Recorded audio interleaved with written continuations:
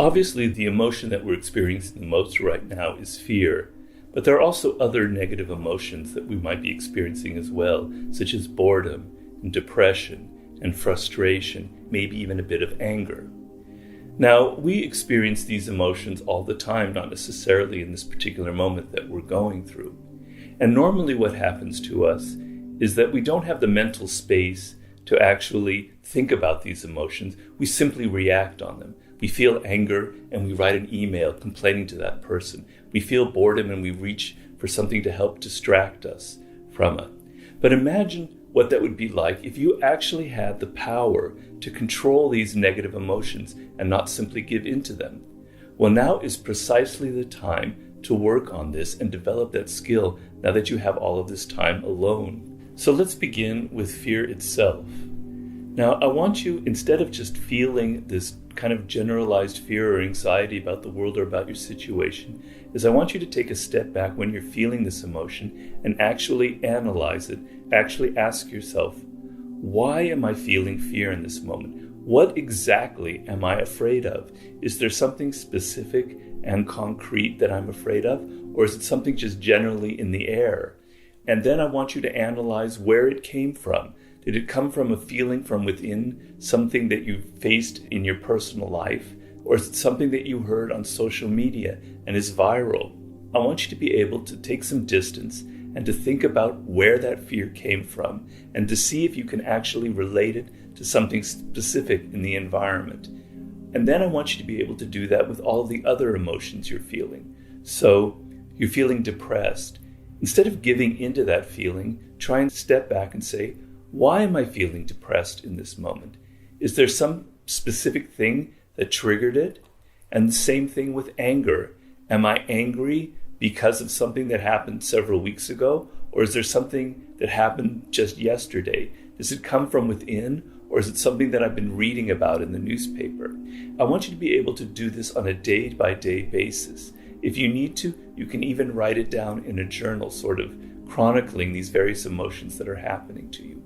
And I want you to develop the ability, the habit of not just giving in to these emotions, but to actually stepping back and analyzing them and trying to figure out where they come from and why they are occurring to you in the moment.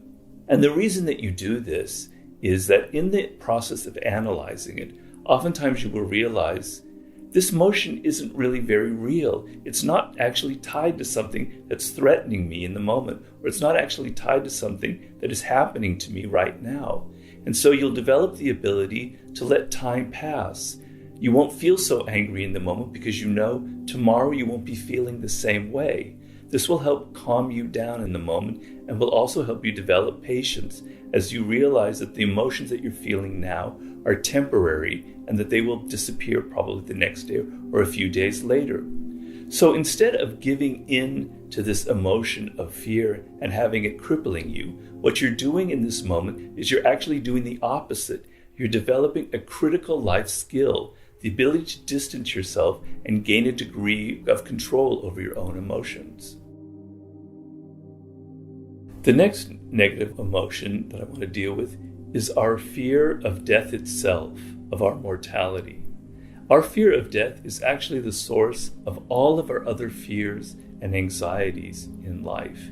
And one thing you need to understand about our relationship to death is the actual physical component of that. In the past, people who lived in cities or villages, and I'm talking about hundreds of years ago, were constantly seeing death in front of them. They were seeing their parents or their relatives die in their house. They were seeing animals being killed for their food. Death had a physical, visceral presence in their life. And what happens in the modern world is that death has become something so distant and abstract from us. We don't see people in hospitals die. We never see the animals that we're eating being killed. And so death becomes something very distant from ourselves. But the irony of the situation now is that death is actually becoming something much more physical. We feel it all around us, as people did in the past during moments of a plague. And so this is the time for actually not repressing this fear of death, this thought of it, which is what we normally do, but actually turning it around and confronting it in this moment when its presence is so much more real. And you might think that's kind of gloomy and morbid, Robert. Why do I want to give into that? But it's actually quite the opposite.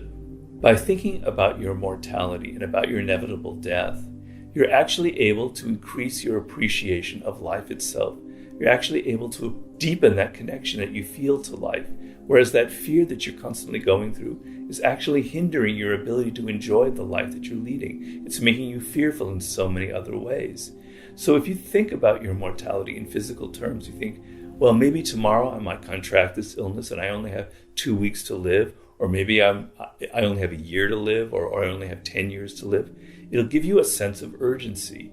You have to take advantage of these moments. You have to realize those projects that you wanted to realize. You don't want to waste time. You want to make the most of each moment. Confronting your mortality will also make you deeply, deeply appreciative of what you have right now, of the life that you live, that you're actually alive, that you're actually able to see the world around you, hear the birds chirping. But being aware of how things are ephemeral and how nothing really lasts actually will deepen and appreciate your connection to life itself.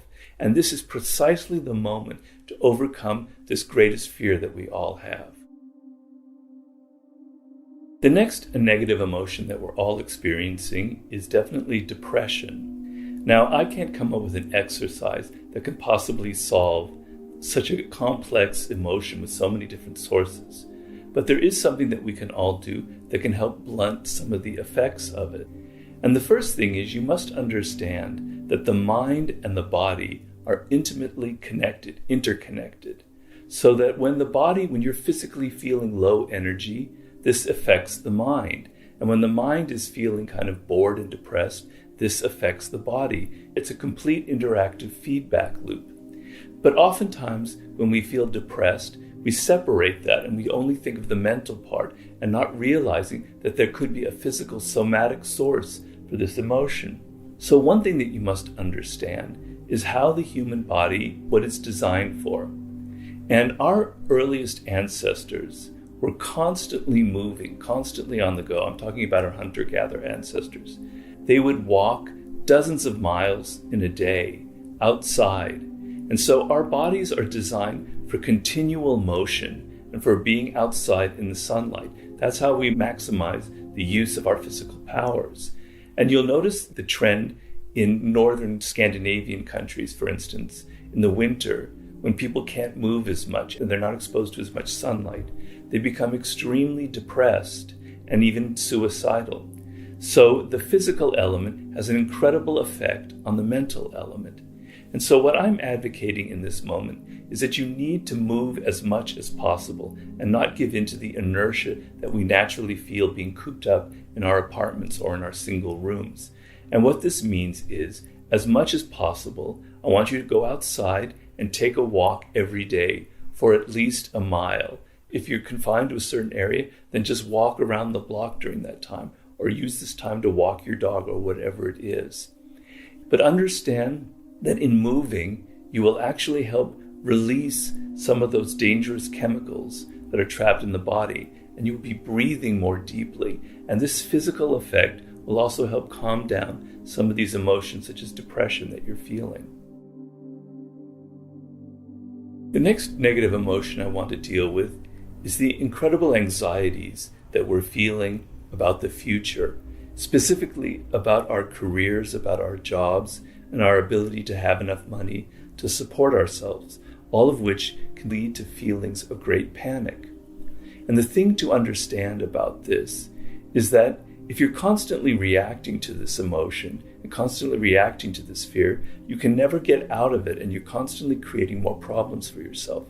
The actual solution is to develop the ability to get outside the moment and to think longer term about the direction of your life, about the direction, the goals that you want, and the career that you're trying to make for yourself. Now, I understand for many of you who have lost jobs that this is extremely urgent and critical right now. You don't have the luxury of thinking that far into the future. You need to find some way to pay for food and rent, etc., in the days to come. That's extremely understandable. But it's very important that you don't get trapped in this cycle, because often a lot of jobs are being downsized in this world. You could end up reaching for a career or something 4 months from now that won't exist for a year from now because of technology. And you're back to square one, always looking for something immediate to help you survive. And the only way to get out of that is to think a bit longer term and say, is this a sustainable career? Will this be around long enough for me to be able to support myself? And so I want you to think, is there perhaps a better direction for me? I have to take this immediate job to help me support myself. But where do I want to be in 3 years? Where do I want to be in 5 years? Is there something else, another direction I possibly could take? And if you think about it in that way, perhaps you will realize that there's other skills and other forms of knowledge that you need to develop. And you can actually take this time to learn those skills. But as you elevate your mind above the immediate needs of the moment, you'll be able to calm yourself down as you think of other goals and you're occupying your mind with actual solutions to the problems that you're facing with these anxieties. And even if your career is something that's more stable and you're not afraid of losing it after this crisis, you still want to reassess where you're headed. And still you want to think of, is this exactly the career path that I want to be on?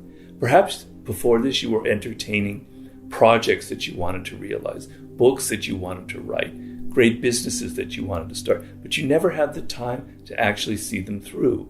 Well, now is the time to go back to them and to actually try and realize some of those projects and put some flesh on the bones there and actually try and think of how you might be able to realize them when this whole thing passes over.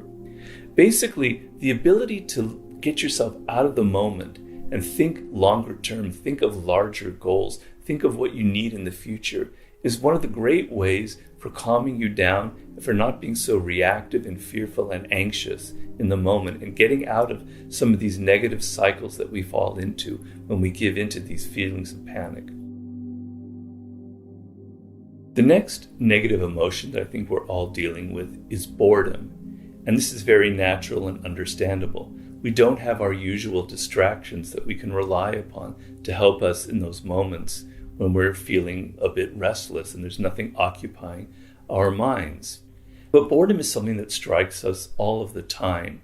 And how we manage this emotion in our day-to-day life actually plays a critical role in our success in life and how we're able to think for ourselves and how we're able to find inner resources for distracting ourselves. So I want you to use this time to find a constructive way of dealing with your boredom.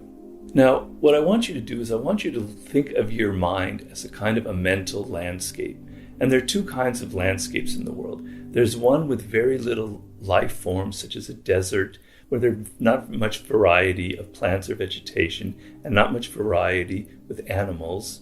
And then there's a second kind of ecosystem, which would be like a jungle or a forest area, where there's an intense variety of plants and animals. And what happens in these two different ecological systems is they become self-creating dynamics.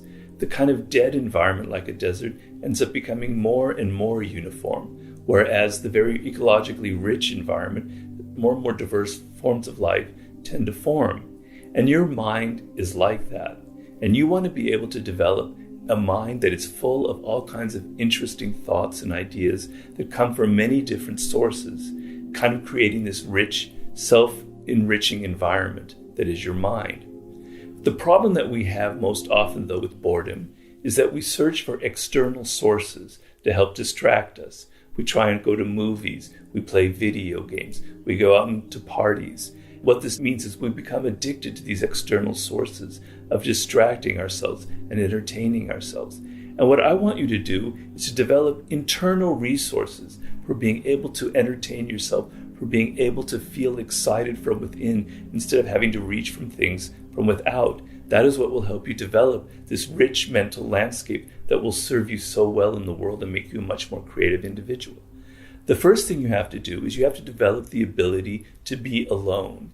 Now, I know you don't often think about this, but the ability to be alone is actually extremely important life skill, because what that means is you can be alone and you can actually think about yourself, think about your life, think about what you're doing, what you're feeling, and not be bored or restless or irritated or constantly grabbing for other things. And this will help you develop the idea of thinking for yourself. The second thing for creating that rich internal environment, the single most important thing you can do is to read books.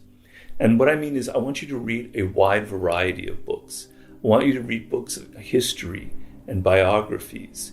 And I want you to read books on ancient history, ancient Greece, ancient Rome, the Renaissance, things more recently. You're going to be like a mental traveler. Locked in your apartment or your room, you are mentally going to be traveling to all these different times in the past. And you're going to be mentally traveling to all of these different cultures. So you won't feel so trapped. And this is what people in prison often do. They discover the prison library. And even though they're confined in their little cell, their mind is able to travel all around the world. And they find this is as incredibly liberating. So I want you to read as big a variety of books as you can, feeding that landscape. The other thing I want you to read are books on philosophy that will help calm you down. Books written by authors who've dealt with very dangerous, life-threatening situations, like the Stoic philosophers, like the great writer Michel de Montaigne, who actually lived through a dangerous plague in the 16th century and wrote about it. Or modern writers like Viktor Frankl, who wrote that great book Man's Search for Meaning, about his survival in a concentration camp. These books will help you develop incredible skills for how to deal and calm yourself down in moments of great danger and panic.